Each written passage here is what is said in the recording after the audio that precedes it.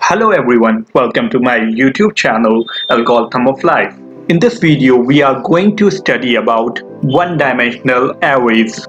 One-dimensional arrays is a list of values of same data types and stored in the format of rows.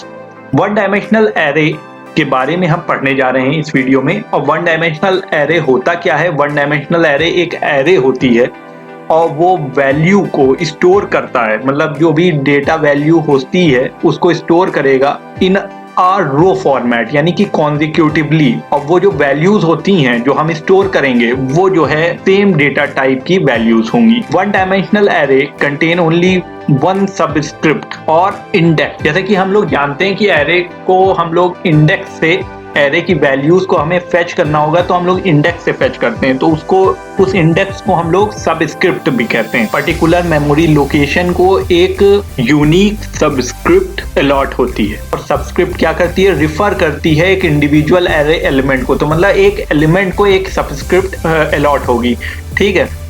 और वो subscript की range क्या होगी? शुरुआत जो सबस्क्रिप्ट की होगी वो 0 से होगी और एंड क्या होगा? n-1। जैसे टोटल नंबर ऑफ एलिमेंट है 5 हमारे पास, तो 0 से स्टार्ट होगा और 4 पे, यानी कि 5 - 1 टोटल नंबर ऑफ एलिमेंट जो है यहाँ n है, तो वो 5 - 1 यानी कि 4 पे एंड हो जाएगी सबस्क्रिप्ट। तो यहाँ पर जैसे आप देख सकते हैं, यहाँ दिया है total number of element n की वैल्यू जो होती है एक एरे में, ठीक है।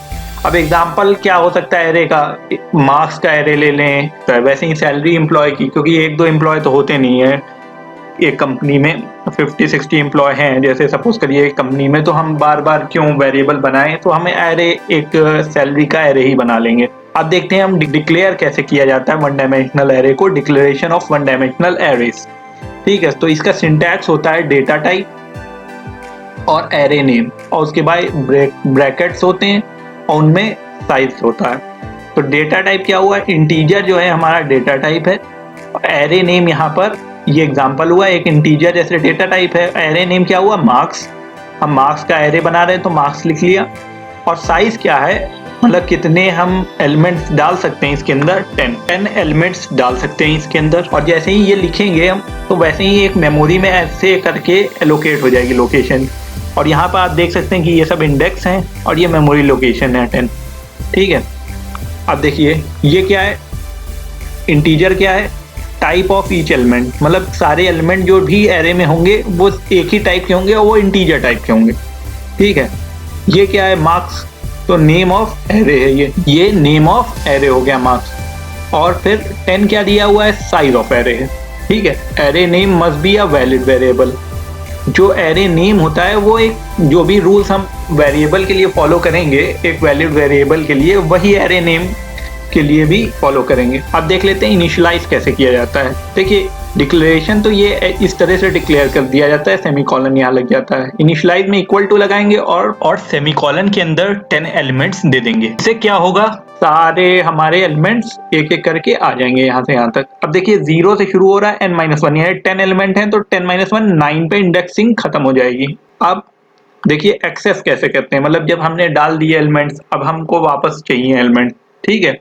तो सपोज करिए ये एलिमेंट्स हैं हमारे ये सारे, ठीक है। हर एक इंडेक्स नंबर या सबस्क्रिप्ट पे अलग अलग एलिमेंट्स हैं। तो उसमें मार्क्स, तो मार्क्स और उसके बाद लोकेशन दे दी हमने 4, तो 0 1 2 3 4 फोर्थ लोकेशन दे दी, ठीक है हमने।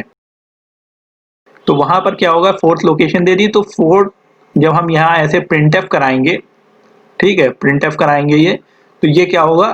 फोर्थ लोकेशन पे जो भी एलिमेंट है वो आउटपुट स्क्रीन पे आ जाएगा।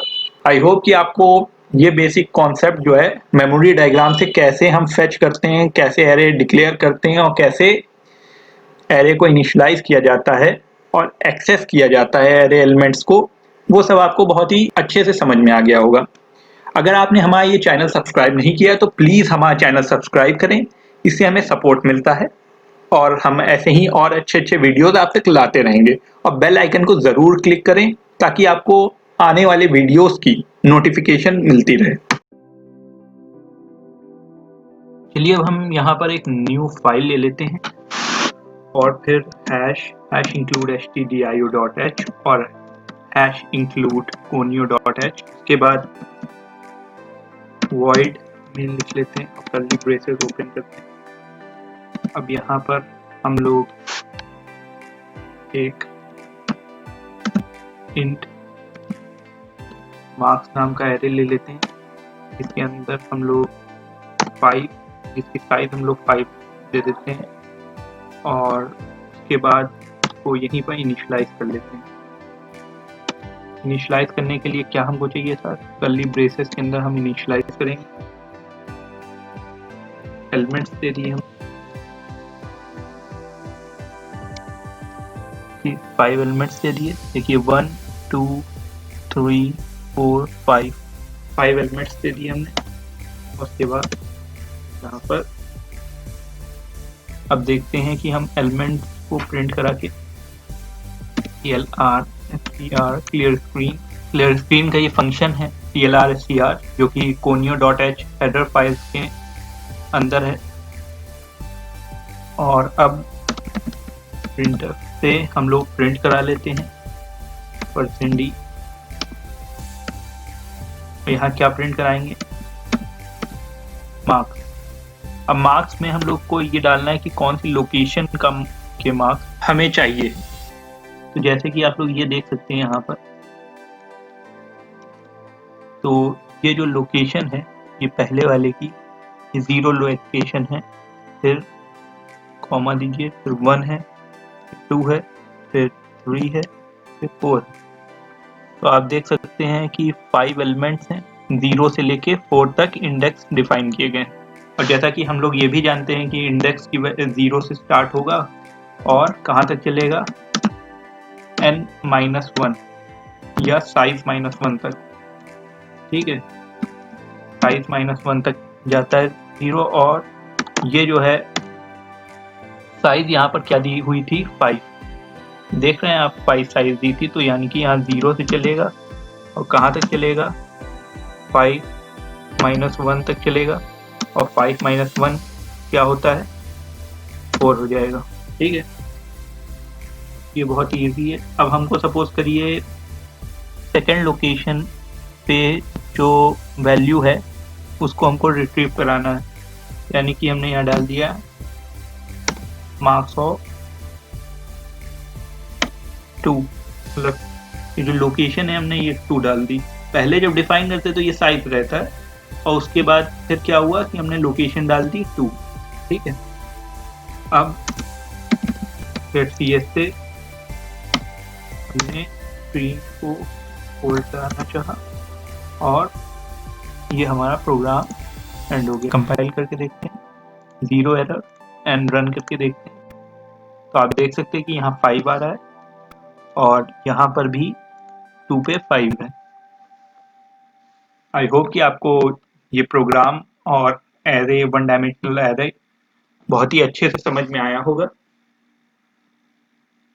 अगर आपको ये वीडियो अच्छा लगा हो तो हमारे चैनल को सब्सक्राइब करें और बेल आइकन को प्रेस करें।